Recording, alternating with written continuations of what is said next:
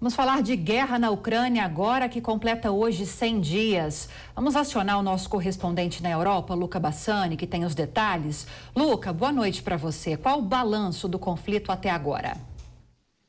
Boa noite, Lívia, Vitor, a toda a nossa audiência. A gente viu que hoje a guerra na Ucrânia chegou à marca de 100 dias e com essa marca importante a gente pode fazer um balanço não muito positivo desse conflito que tem abalado o mundo, seja no aspecto humanitário, seja também no aspecto econômico. A gente vê que até agora são milhares de mortos, as Nações Unidas falam que o número pode estar perto dos 5 mil mortos, enquanto os próprios ucranianos falam que esse número passou dos 25 mil, são 6 milhões e 800 mil pessoas que deixaram o país desde o princípio, das quais 2 milhões e 200 mil já retornaram, mas de qualquer maneira o grande contingente de crianças, que representa quase 3 milhões, choca muito toda a comunidade internacional, porque são crianças que abandonaram suas infâncias, seus estudos, famílias separadas por conta da lei marcial e também pelas próprias mazelas da guerra. Enfim, além disso, a gente vê que quase 38 mil residências foram bombardeadas, deixando 220 mil pessoas desabrigadas, 7 milhões de ucranianos, até um número superior a esse, que foram deslocados dentro do próprio país. A gente vê que as perdas infraestruturais podem somar-se a $500 bilhão nesse momento, o que dá uma perspectiva muito ruim para o futuro da Ucrânia, que é um país economicamente frágil, né? Até mesmo antes da guerra já era, e provavelmente será um estado falido uma vez que essa guerra acabe, já que 20% do seu território está ocupado pela Rússia, e por mais que a Ucrânia não queira abrir mão de nenhum centímetro das suas terras, é muito difícil que eles reconquistem as províncias do Donbass que foram tomadas nas últimas semanas. A gente vê que no aspecto econômico a Rússia foi bastante sancionada, mas não parou de guerrear durante esse período. Muitos acreditam que as sanções foram planejadas para desestabilizar a Rússia em médio e longo prazo, portanto, pedem maior paciência, ao mesmo tempo que todas aquelas conversas diplomáticas que nós víamos no começo da guerra foram paralisadas. Antes havia uma espécie de reunião tanto na Bielorrússia quanto na Turquia, e tudo isso acabou. Pelo menos há boas semanas nós não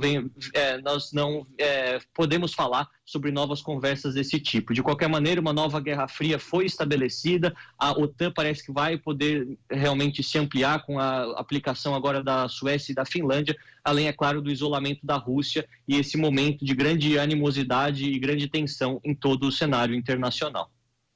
Obrigada pelas atualizações, Luca Bassani. Boa noite, bom fim de semana para você. Até a próxima. Rodrigo Constantino, agora há pouco a Rússia anunciou que não vai mais bloquear portos em relação ao transporte de alimentos, principalmente alimentos que vêm da Ucrânia, especialmente. Os ucranianos, especialmente o governo, estão céticos a respeito dessa medida que foi anunciada pelos russos. E você acredita que realmente isso possa ser implementado? Eu acompanho o ceticismo dos ucranianos e não é para menos, né? Acho que a Rússia do Putin já deu todas as mostras do que é capaz em termos de ações desumanas aos objetivos políticos ou imperialistas, para ser mais preciso. E isso não é de hoje. Nessa guerra já ficou claro, mas quem estudou um pouquinho a ação do exército russo já sob Putin, porque tem 2 décadas, na Chechênia ou em outros locais, sabe que é de praxe eles usarem fome, usarem violência, usarem descaso com a vida humana para atingir seus objetivos. Então, eu teria os 2 pés atrás em relação a qualquer promessa vinda da Rússia. Agora, Scarf, olhando para frente, será que é possível que ainda avancem as negociações? Completamos agora 100 dias de guerra e num momento em que essas conversas diplomáticas atravessam talvez o seu pior momento, né? Desde o início da guerra, sem qualquer previsão de uma solução. O que é que precisaria ser colocado na mesa, de um lado ou de outro? Qual caminho teria que ser percorrido para que conseguíssemos chegar à paz, ao fim dessa invasão da Ucrânia? Scarf?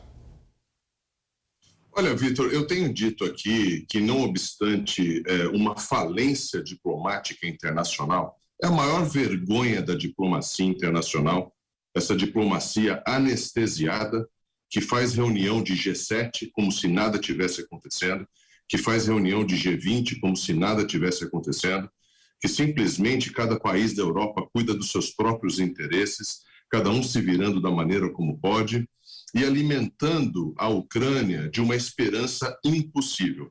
O país já está destruído e é um absurdo essa crise humanitária simplesmente sendo olhada de camarote pela diplomacia europeia que nunca resolveu nada. Me diga uma guerra, um fato que um diplomata, um presidente europeu tenha resolvido. Sinceramente, é muito vergonhoso, é um absurdo o mundo está vivendo uma ausência de diálogo total com Putin ali do lado.